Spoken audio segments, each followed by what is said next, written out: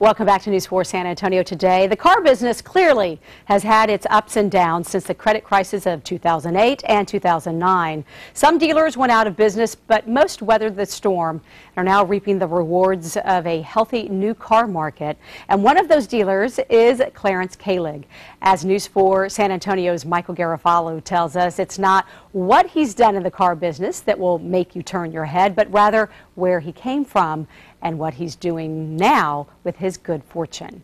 The economy here in Texas seems to have weathered the country's most recent economic crisis rather well. Of course, not all businesses survived and then thrived, but many have. And not all businessmen have taken advantage of their good fortune, but Clarence Kalig has. I'm born and raised here, San Antonio. I went to Central Catholic High School. After hearing that, you might assume he grew up as an average middle-class kid, but that wasn't the case. We were poor.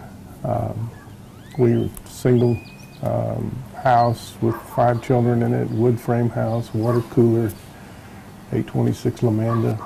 After a lot of hard work and sacrifice, especially by his parents, he finished college and went to work as a tax examiner for the IRS. Remember, I had Hank Stram's return one time. He, the coach of the Kansas City Chiefs. But back then, working for the IRS was only seasonal. So I tried the automobile business down here. I went to work for Main Lincoln down on Main Avenue.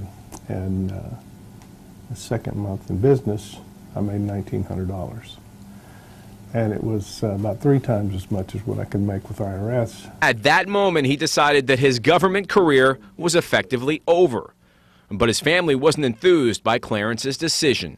My mom said, you know, son, we scrimped and scraped to send you to college and to school, and you're going to be a car salesman? Well, the answer was yes. Now Clarence runs the Kalig Auto Group, which owns and operates 10 dealerships, including North Park Lincoln, which has been the #1 Lincoln dealership in Texas for close to 30 years.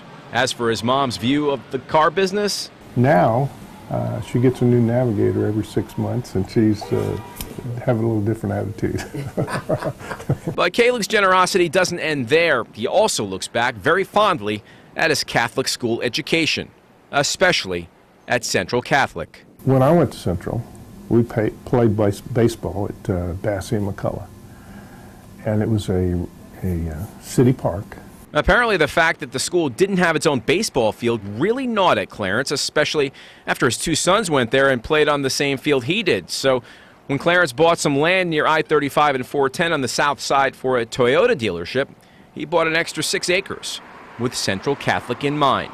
So myself and the lady that helps me, Maribel Soto, we went out and lined out the field, you know, 90-foot bases. And his ranch foreman graded it, and this is what that baseball field looks like today.